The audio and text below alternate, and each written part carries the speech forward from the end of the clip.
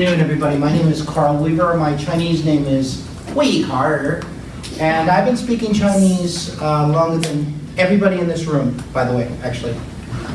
So, 中国制造区块链的崛起和 Rivets， 我们公司叫 Rivets 公司区块链智能手机的嵌入式安全性。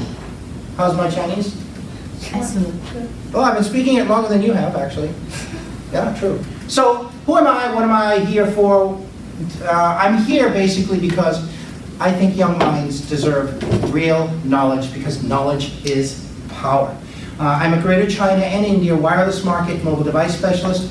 I've been involved in the Chinese world since 1982. Studied Mandarin Chinese in Taiwan for 3 years. Hello! And then I worked in Taiwan for another 7. So basically 10 years Taiwan. Came to Washington State in '93, reinvented myself from the computer industry, computer motherboard manufacturing industry, to the wireless industry. I've been in wireless industry since 1993, and I have never left. But I've been in different segments of the wireless industry. Smartphone technology, semiconductor chips, smart card technologies. Now I'm in embedded software. I was the first person to promote mobile payment technologies in China with a company called Jimalto. And then I was the first person to push mobile device security for smartphones. So I work for Rivets Corp, and we provide embedded software security for blockchain designed smartphones. But you might think to yourself, what the heck is a blockchain smartphone, right? It's all about security. I'll talk to you about that. So today, what are we going to talk about? First, I'll just define a little bit about what the blockchain is. But you hear all these terms synonymous with each other. Cryptocurrencies, blockchain, Bitcoin. And you know, people throw all these terms around and around together, so it does confuse lots of people what this technology is. You think of subsets and supersets when you talk about Bitcoin, cryptocurrencies, blockchain, etc., etc. What is the blockchain? It's this decentralized ledger is essentially what the blockchain is. But that is too simplistic. I've got a few slides explaining what blockchain is. Then I'll talk about what I perceive going on in China, and you can talk to Xi Dada and tell him what I feel. Tell him I'm open for a cup of coffee at Xinbake, okay? And then I'll talk about our technology, what we're doing, because what we're doing is really significant. It's tectonic shift and groundbreaking technology for embedded software on smartphones. That doesn't have you excited? It has me excited. Okay, how do I get... Say it again, play it one more time. How do I get this? Do I just abracadabra Shazam? How do I get the slides to move forward? Oh, you mean I have to use the manual approach? Well, yeah, accept my offer of a clicker, or you get up. I want your offer of a clicker. So the rise of made in China blockchain, Rivets embedded security for blockchain smartphones. Yeah, okay, I'll accept that. I gladly accept that, sir. Wow, look at this. This looks very sophisticated. So I have to plug something. You sure that's not a shaver? You should plug that in a second. All right. See where your USB is? Let me see. You can see it's sticking inside. Ah, I see it. I'll plug it in the outside. Yeah. Oh yeah. Oh yeah. Look at that. Technology. Oh, you don't even understand. This stuff didn't exist 10, 15 years ago when I was starting my public speaking. These little things? No, you just... Okay. All right. Fast forward. Bitcoin. First decentralized digital currency. What is digital currency? Well, I think it's any fiat. Fiat is a term that we use for currencies. It's any fiat that's digitized onto the internet using either a computer, a smartphone, a tablet. It's digitized onto the internet. That's what digital fiat, or another term is cryptocurrency. What is cryptocurrency? It's a measure of value, but it's digitized. It also has a public and private key. So, what's cool about this blockchain technology is because it's decentralized. Nobody owns it, except the owner of the private key. The public and private key. The public key is given out. The private key you own. You only give that up if you're going to buy something or you've transferred your money. All right. It's not backed by any government, which is really, really interesting. No government can really control it because it's decentralized, and so no no bank owns this technology, digital currency. It's instantaneous peer-to-peer transactions. So you can actually, I could transfer you, if I was gonna, money launder, which I don't do, but I could transfer you this money in a heartbeat if I just transferred you cryptocurrency and the private keys, which you will then own. You own the currency if you own the private key in this cryptocurrencies. What does a crypto mean? It's cryptography, 加密 in Chinese, right? 加密. That's what cryptography is. Cryptography is something that you encrypt and you also decrypt. You encrypt on one side for security and you decrypt on another side. That's what cryptocurrency is. No need for trusted third parties. Yeah, there is no trusted, that's kind of like an oxymoron, trusted third party. Well, the banks have proven not to be so trustworthy, haven't they? Cryptography, cryptographic security, and I talked a little bit about cryptography. In your future, everything will be about encrypting some data, and then decrypting data from one end to another in order to save it, in order to secure it so hackers don't get to it. Because hackers, they're all over, they're among us, they're everywhere. There might even be one in here. I don't know. Anyway, low-cost banking for everybody else. So it's really for the unbanked too. Anybody know the Gates Foundation? Bill and Melinda, they're kind of still kicking around there, traveling the world, saving the world. They're involved in the unbanked world as well. So they're involved in helping, I think they'll use the cryptocurrency for such a thing, or try to work with the unbanked. See, the unbanked, they can't go to a bank, right? Sometimes in a place like India, a huge country with lots of unbanked people, but they all have one thing, the 21st century business tool, which is what? What is the 21st century business tool in every developing country in the world?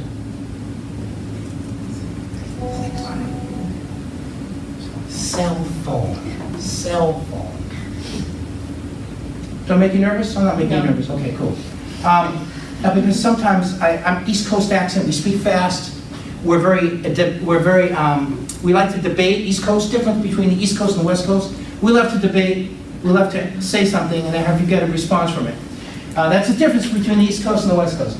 Bitcoin and a currency. Bitcoin is a currency and it's also a protocol, a xiayi in Chinese. So bitcoins are sent using Bitcoin. But actually see how confusing it is? What's a cryptocurrency? What's a Bitcoin? What is the blockchain? And people use these terms all synonymous with each other.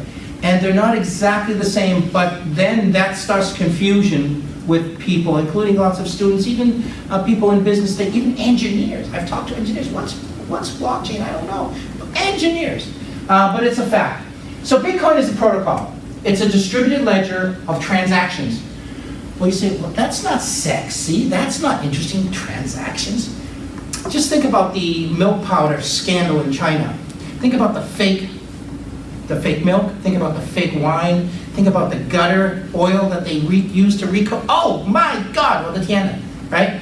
This is a problem in a place like China, but it isn't just China. So you need to validate that milk came from Nestle. You need to validate that wine came from Saint Michel over here in Woodinville, where I live. You need to validate these things, and if you can post them immutably on a ledger, on the internet, through the blockchain, but then you can validate all these things. So it's really cool what the blockchain does. It's decentralized, but it has to be agreed upon in order to post something that stays and is then immutable. So it's actually very, very powerful what this technology can do. Distributed ledger, shared peer-to-peer, so I can transfer it to you if you want. It allows transfer of unique digital tokens. Okay, there's another confusing term. So what is a token and what is a cryptocurrency? Well, to make it simple, a token is something that uses something else to secure it. For example, your credit card right now uses a token. If it's an Android smartphone, you use a token right now.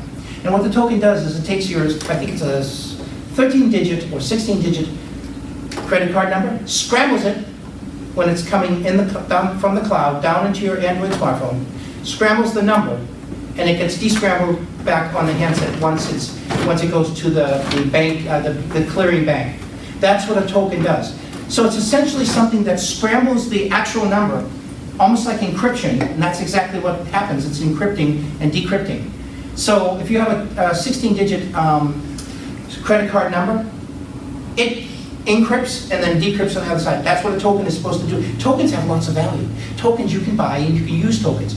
My company is an ICO, and we have our own crypto wallet token, which means we have a wallet that's downloadable onto the smartphone, and we create our token, which you can now buy and use to do whatever you want on the blockchain. You can write a contract, you can post that you just bought this house on Mercer Island.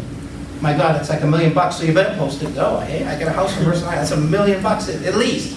So there are lots of cool things you can do. The token can be exchanged, but it's not duplicated.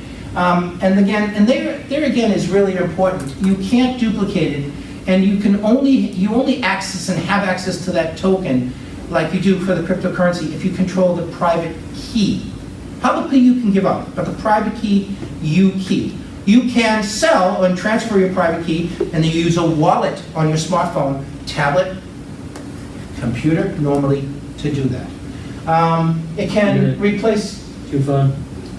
You just want to paraphrase what he said so far? She's going to lose face if you ask her to do that.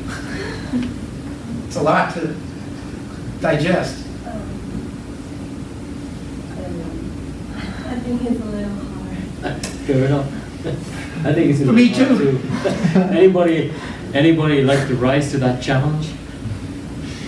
Look at this. This is a currency. It's a cryptocurrency. It goes into this magic box, which is really an ICO, initial coin offering company. Yes. I have a question. Can you explain more about the private key? Actually, I know what it is, but can you tell me what function it is, like the private key? It's your asset. It's your digital asset. The private key is a digital asset. You own it, or whoever has it owns it. It's like money. Oh. It is your money. It's the subset of the cryptocurrency, which is you own the private key. And ICOs take the cryptocurrencies that are out there in the market, and there are a bunch of them. There's not just Bitcoin, there's Litecoin, there's a bunch of Ethereum.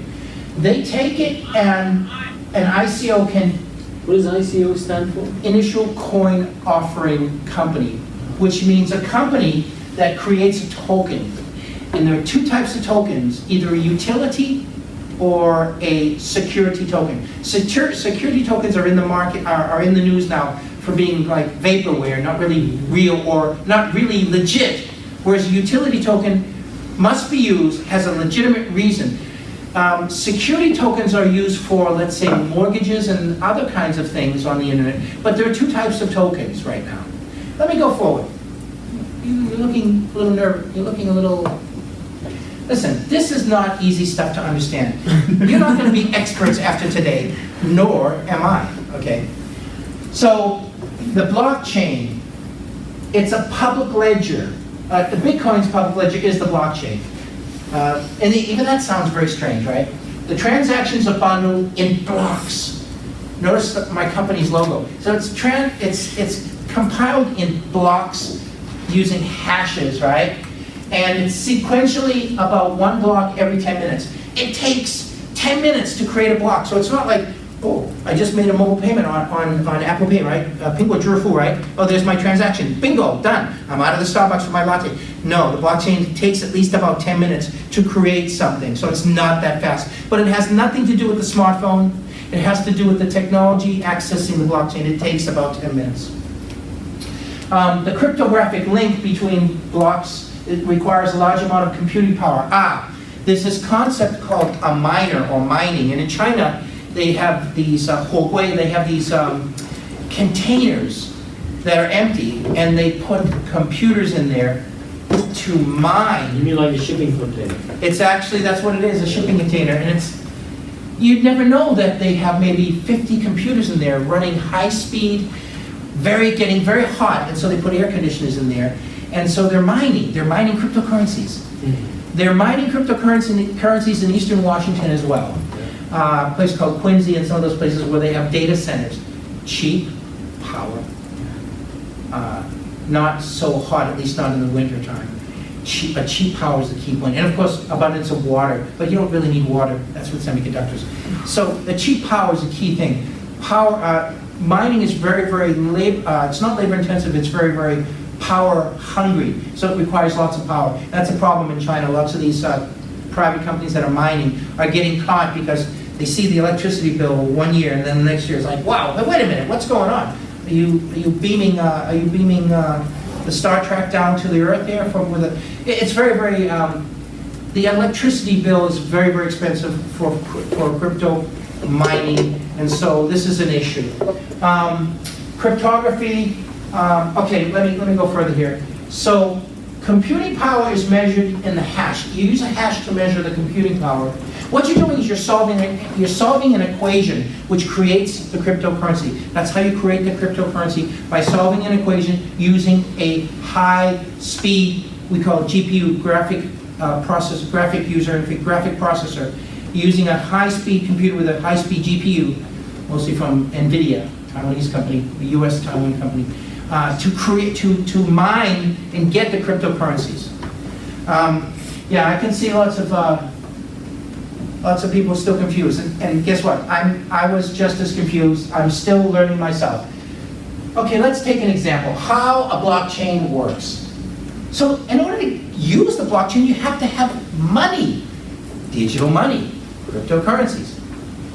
Bitcoin is one example. And then you can basically do something on the blockchain. In this case, someone registers a transaction. I just bought a bicycle. Okay. The transaction is represented because I actually used my cryptocurrencies to buy that bicycle in Italy, high-speed Italian bicycle. I used cryptocurrencies to buy that. Okay, it's going to be represented here as a block of data. Then it goes to all the participants. Hey, did he really buy that? Did he really have the cryptocurrency to buy that? Oh, looks like the buyer and seller all agree on the transaction. It occurred. Bingo. From there, it goes to participants' approval of it. Once it's been approved, this block, it gets sent and is connected to the previous block. And lots of blocks exist. And the block could have nothing to do with the previous block, but it's connected to this particular block. And then a single picture of the chain, an actual state, is available to the people who are authorized to see it. Not everybody can see it, but if you're authorized to see it. There are public and private blockchains. Not everything is public, not everything is private, but there are both. You've got hybrid. So stage 5, what are the conditions that determine that block gets added to that chain? Everyone has to agree. And who's everyone? Who's everyone? All the people that are participating in that particular transaction, and only those people who participate in that particular transaction have to agree. The buyer says, yes, I sold, yes, I used my money to buy this bike. The seller, yes, I sold him the bike, he paid for it, and then maybe other third parties. But they all have to agree. And then it becomes what we call immutable, which means you can't change it. It happens, it's there. You cannot change it. All right, okay. Breathe deeply, relax, we're beyond that part now. Now you know just a little bit about this blockchain world. Very, very simple. But I wanted to focus now on what I see going on in China, because I'm traveling to China all the time. And I jumped into the blockchain personally myself in 2018, although I've been in payments and security for over a decade. So in the Chinese they call it a Mao Dun. What is a Mao Dun? What is a what? Conflict. Maybe not a conflict. It's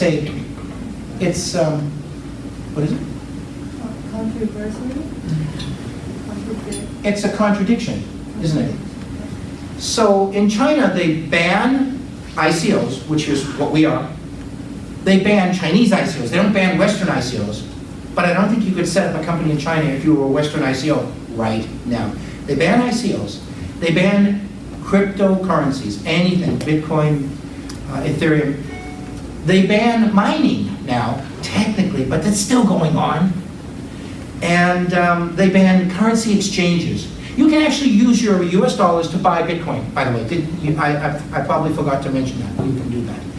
But they're banning all those. But they don't ban blockchain. They say, but we love the blockchain. So you see, it's a Malduin. It's a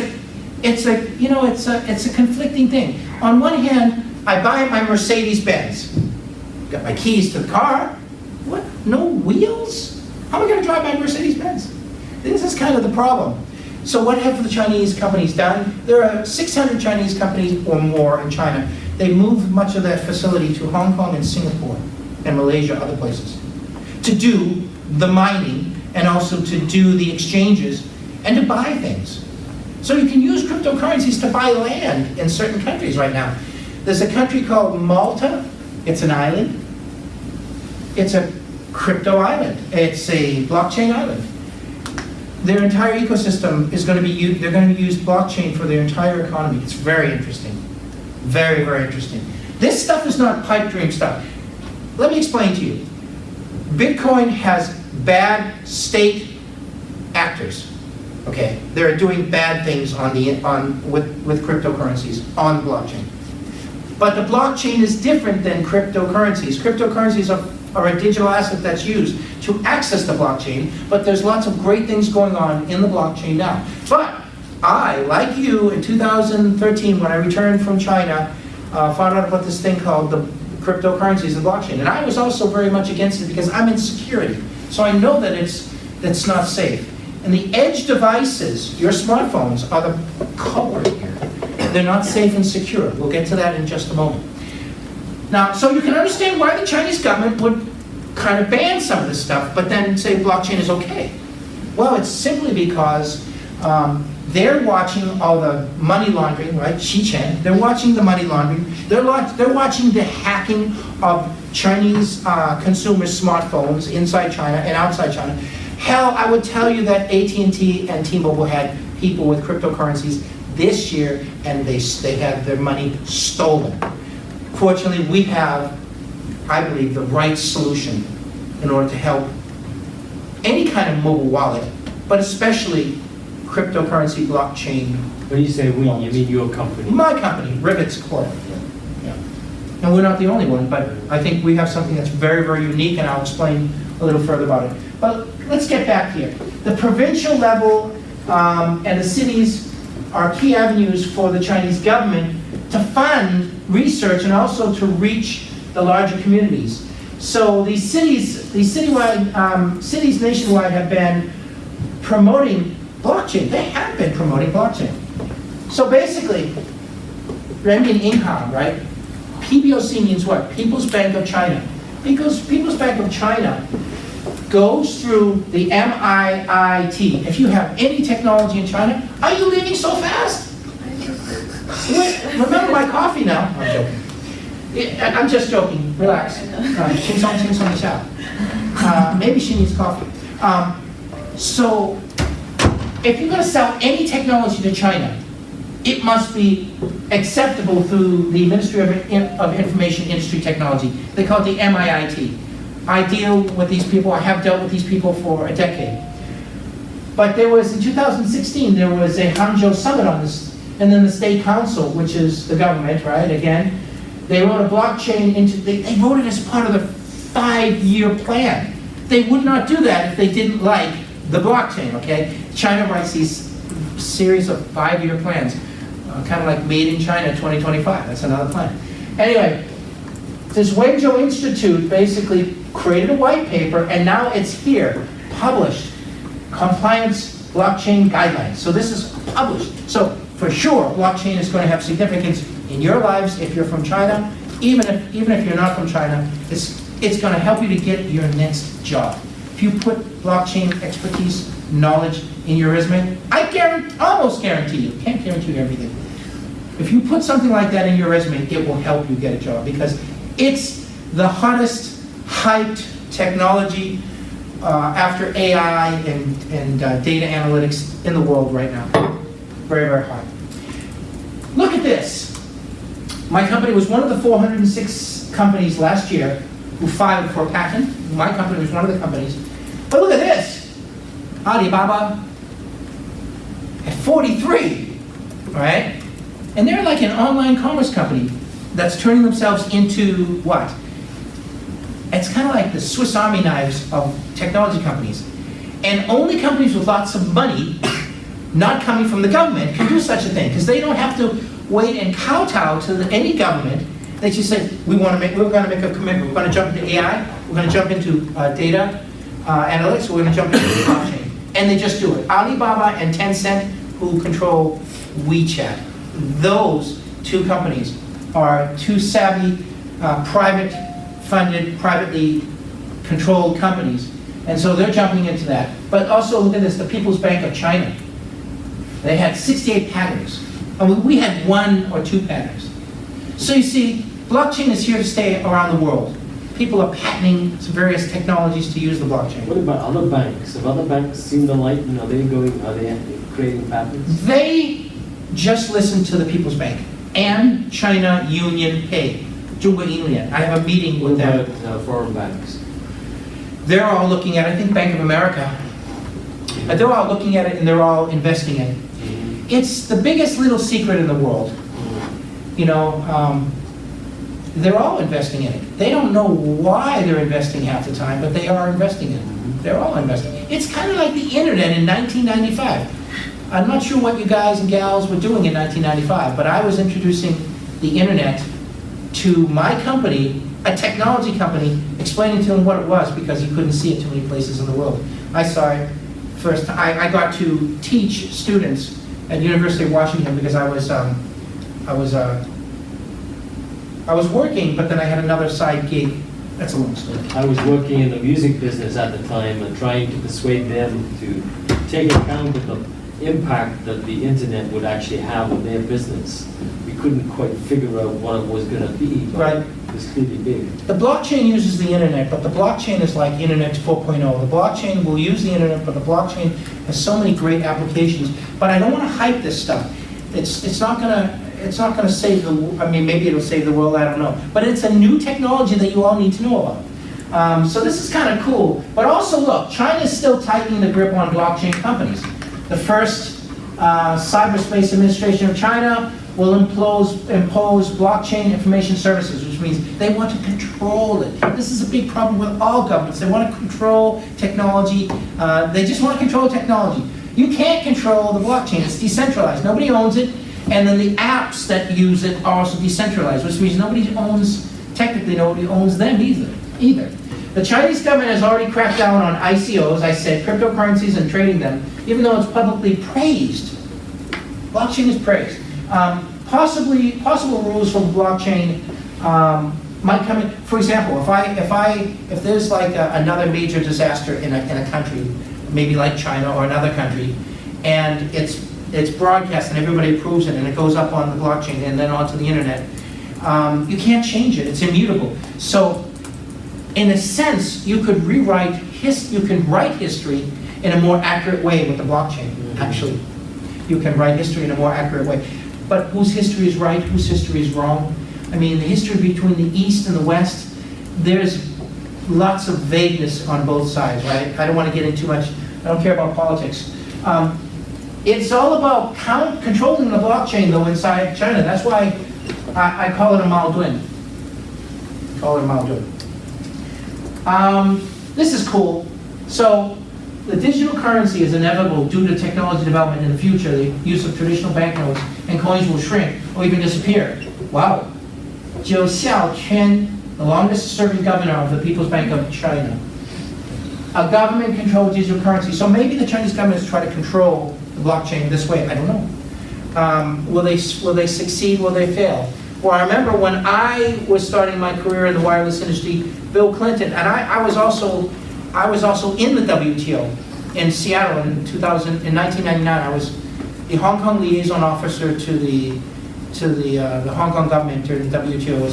It's an interesting gig. Anyway, in 2001, Bill Clinton said, "Oh, you know, the Chinese want to control the internet," and then Bill Clinton said famously, "Oh, that's like throwing Jell-O against the wall and having it stick." Well, maybe the Chinese invented Jello that sticks on the wall. I don't know. But it's a fact. Now, I'm not bashing China. I'm just telling you facts that are going on. I'm not here to bash anybody. That's just not my objective. Hell knows. I sell to Asia, and I've been dealing with Greater China longer than all of you have been alive, quite honestly. So let me talk about how to embed software into hardware. This is kind of technical, but I'll try to make it as simple as I can. When you need security on a smartphone, you can never get it with just software only. It's not possible. Hackers are too sophisticated around the world. Hell, my LinkedIn account has been hacked, and I still don't have re-access because some guy in Lagos, Nigeria, in a shopping mall, has figured out my password. And I thought my password was foolproof. What is it?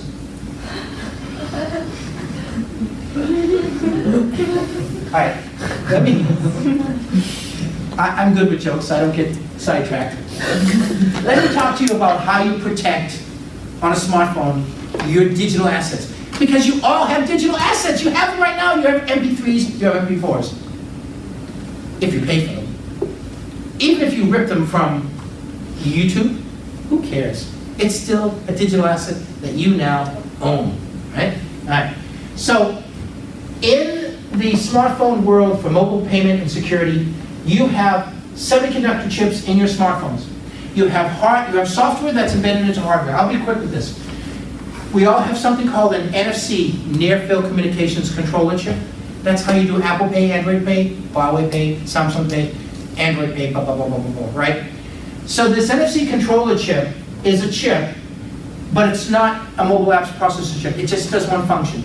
It acts as a master chip connected on the smartphone, connected to the point of sale device. You get 4 centimeters per minute. It gets really excited and it transfers the data securely. You can actually embed the operating system into such a chip. I've been involved in this technology, and it's a virtual SIM that can actually be put in these smartphones. This is important. There's a company called OnePlus now selling their smartphones in America, a pretty interesting Chinese company, and they are using a virtual SIM when you're globally roaming. When you're in America, you use T-Mobile services. T-Mobile will give you a SIM card. But they have a service now with an MVNO, a mobile virtual network operator, where you can actually just pay a service, a monthly service. You don't have to worry about inputting a SIM card for Hong Kong, Taiwan, Singapore. No, it's a virtual SIM solution. This is how they can do it using what we call the Trusted Execution Environment, which is a security operating system, and it uses a firewall in the chip called Trust Zone from ARM, and you embed any app, including an eSIM, a SIM operating system, you embed it into the chip. So it's a soft SIM, and it's embedded into the TE with ARM Trust Zone. Basically, this is one way you can take any app you want, including a D app, and put it and have it secure inside your smartphone, inside the chip. It's like a security vault, something like a security vault. So that ARM Trust Zone, is that the sole purpose of it, of its inclusion in the handset? Security is the sole purpose. Security for any app. And right now, T-Mobile is using it for something called SIM lock. If you lose your phone, T-Mobile can physically lock that Android smartphone so nobody can get access to it using the TE. It's really kind of cool. It's all encrypted into the chip. It's all chip-level security. Chip-level security. Does anybody know what an eSIM is? What is an eSIM? You know. I think you know. What an electronic SIM is? That's not the right term. Anybody who tells you it's called an electronic SIM doesn't know what they're talking about. It's called embedded SIM. The new Apple smartphones have it. The Apple tablet has it. The Pixel 2 phone, the Pixel 3 phones have it, embedded SIM. Nobody knows what that is. You know what it is, right? I mean, Mr. Starbucks. What is an embedded SIM? It's not just a chip inside your phone. Yeah, it's actually a module, but it's embedded into the smartphone. So now you no longer need to get a SIM card. It's embedded into the smartphone. And the Apple phones have a hybrid solution where they have an embedded SIM already, and they also have a removable SIM card slot. So You can actually have a removable situation with the eSIM operating system. It's an operating system in a chip, and you can also have it just embedded. One day, you're not going to need to go to the operator. You probably can't even imagine that. I don't need to go to T-Mobile? No, you won't, because it all will be downloaded from a secure server onto your smartphone. And you can choose T-Mobile as your default operator. If you don't like T-Mobile services, you can say, no, I don't like T-Mobile services. You can actually choose a second operator. You can't have them both operating at the same time. One becomes disabled as the other one becomes enabled. You travel to China, you travel to Spain for Mobile World Congress, you can enable a week-long plan and a 5 gigabyte data plan, all from your smartphone, without ever having to do, you just need to have your credit card and you can pay for services. So this is the future of where your smartphone is going right now. You don't need to go to the operator because it has an embedded SIM right now. It says a hybrid solution now, a removable and embedded SIM. Eventually, it'll all be embedded SIM. It's kind of like your MacBooks, right? Before they had, HDMI, USB 3, and now they're taking away all of your ports and just giving you a standard USB-C, right? It's the evolution of technology. Nothing you can do about it. You just have to evolve, as does the whole world. But now they're actually putting that right into the chip. So basically, this is chip-level security. I see I'm kind of losing you. That's okay. Just trying to remember a little bit about the fact that the only way you're going to have security with your digital assets is when you take software and embed it into hardware. That's what we do using these technologies. So the new subscriber has new needs. You know, you have so many keys you're going to need to store that you might even not even realize. You've got blockchain keys. If you jump into blockchain technologies, you have reward keys. You have identity and privacy keys, chat keys, e-commerce keys, your WhatsApp, your Skype. They actually all have keys that are representative of your account, and you want to protect them, even Marriott keys. You know, when you go to really good hotels now, they don't give you a key anymore, right? They don't get a key to open the door. You get an NFC-enabled room key, right? Right? That actually has a key. Again, it's using cryptography. It actually has a key. That can be hacked unless you protect those keys in hardware. So security needs to be built in. The previous slide was explaining to you how you need software embedded into hardware. These are the reasons, because you're going to be in possession of all these keys, and you're going to go, what the heck do I do with all these keys? You want to store them in a secure vault in your smartphone. You don't want to buy an external device to store them. That could be stolen, it could be lost. Fortunately, in the world today, on an Android smartphone, even Apple, but Apple doesn't open up their network to anybody. On an Android phone today, you can protect all those keys in the chip, in the smartphone, right now.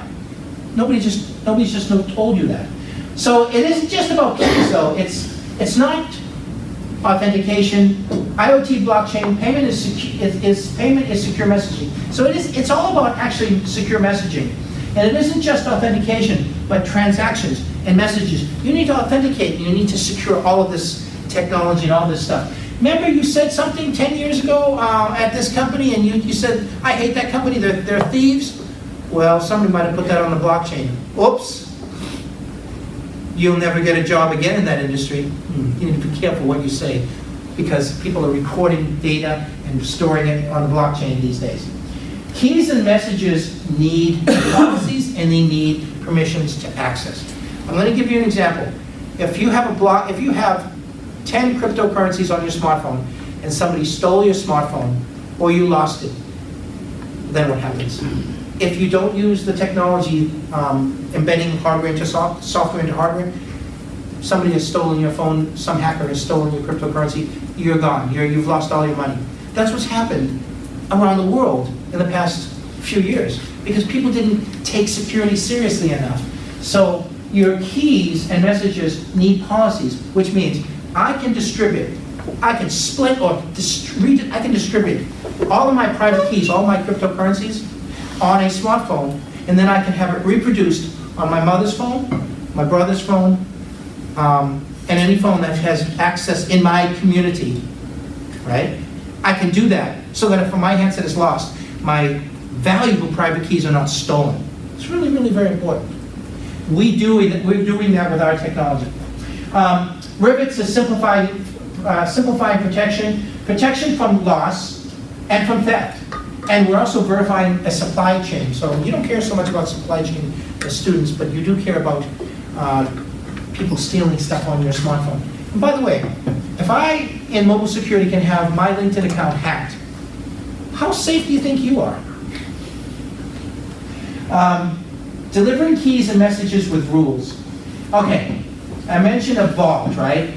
Now, Apple has, anybody here using an Apple smartphone? Looks like everybody's using an Apple tablet. I mean, an Apple notebook. Apple uses the same technology, but they don't open it up to us or anybody else. Apple is very, very concerned about security. So rest assured, Apple has the same technology, but we don't play with Apple right now, and but we do with Android because the Android operating system is not safe. Who has an Android smartphone?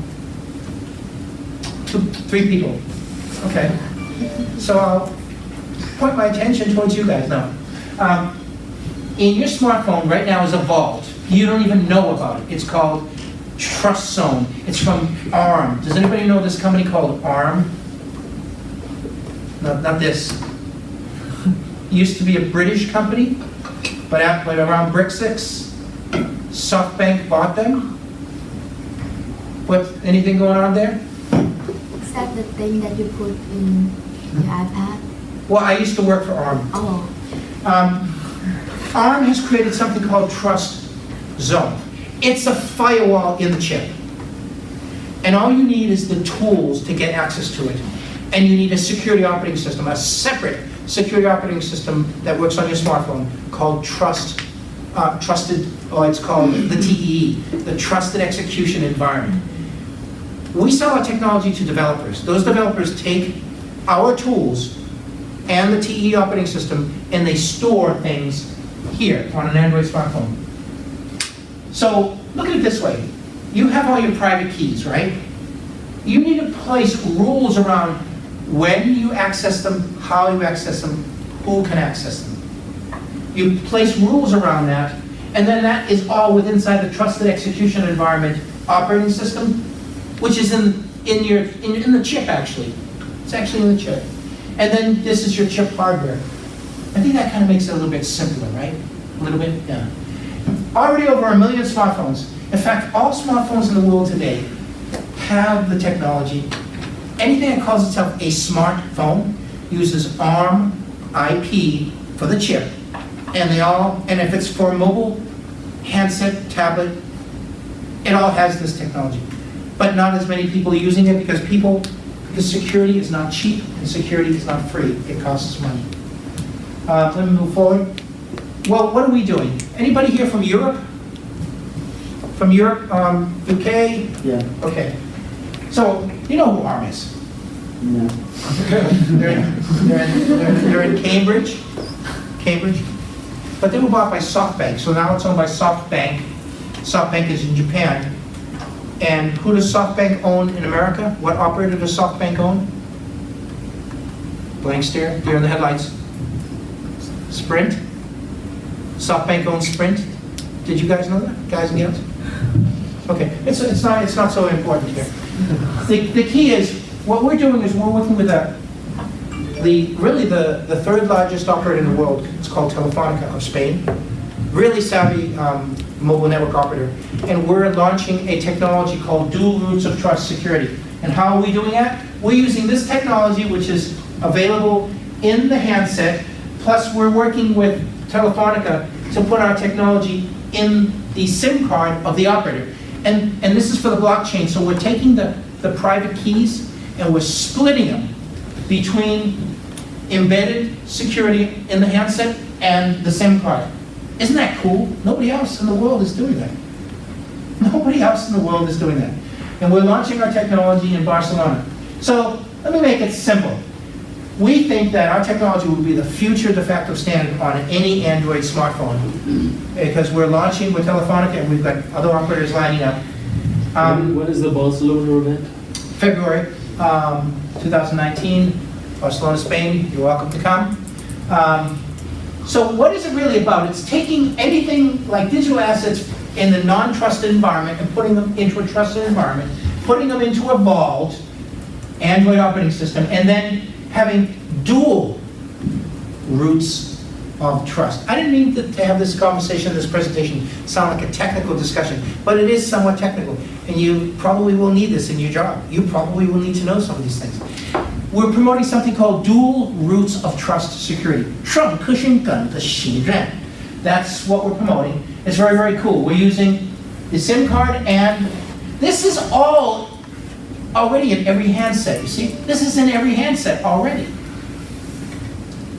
And these are some of the cool things that we can do with our network. My graphics kind of disappeared. So these are the capabilities. We can secure your display, your keys, your PIN, and do encryption and decryption also to the web, right? Biometric authentication. And here are the applications for our technology. Your mobile wallet, whether it's a crypto wallet or whether it's Android Pay, your chat app. We can protect your chat app. Any kind of storage that you want stored in the cloud, you can take it through the trusted execution environment and then also cloud authentication. So we can do lots of cool things with this technology, but you need rules and permissions because you need enterprise controls, smart contract controls, user controls, cloud controls.